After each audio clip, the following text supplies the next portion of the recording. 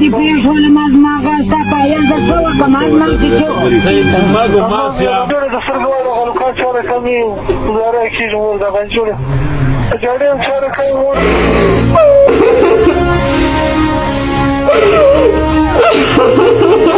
د ایران حکومت دغه افغان ځوان چې په اصل کې د افغانستان د غزني ولایت اوسیدونکی دی تېره شپه په 4 بجو د ایران په زایدان ښار کې په دار راوځړول. د اعدام کولو څخه مخکې په موبایل له خپلې مور سره چې په افغانستان کې اوسیږي خبرې کړې دي او خپل آخري وصیت یې ورته اورولی دی. د په خبرو کې دغه خبره ډیره دردونکې ده چې دی خپلې مور ته وایي زمن مې ګزاره کولی شي هلکان دي خو په لورانو مې خاص پام کوه چیرته مې چې د لورانو خوښه وي هملته یې ورکه او واده یې کړه. قدرمن دوستانو د دغه افغان ځوان له خپلې مور سره آخري خبرې اورېدل ډېر غټ او د کاڼي په شان کلک زړه غواړي. لکه څنګه چې مو له تاسو سره د ویډیو په شروع کې د دغه افغان ځوان له خپلې مور سره له مرګ نه مخکې څو خبرې شریکې کړې نور د اورېدلو یې ما توان نه درلودل او ومې نه غوښتل چې دلته له تاسو سره مکملې خبرې شریکې کړم. شاید په تاسو کې به هم داسې څوک وي لکه زما په شان چې کمزوری زړه لري او د اورېدو توان یې ونه لري.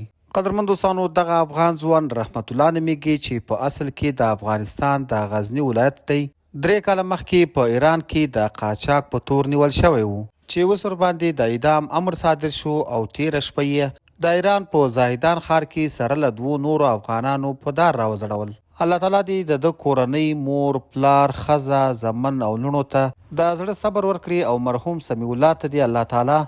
جنت الفردوس کې اعلی مقام ورکړي او د ایران هیواد دې الله تعالی تباه او برباد کړي چې دغه منافق هیواد په وجه باندې زموږ هیوادوال له کلونو راهیسې در په دره دي او په پردیو ملکونو کې ډیر په بېرحمه ډول وژل کیږي. انا لله و انا الیه راجعون. ملګرو تاسو د دغه په دار شوي افغان په اړه څه نظر لرئ؟ نظر مو راسره په کمنټ کې ضرور شریک کړئ او د نورو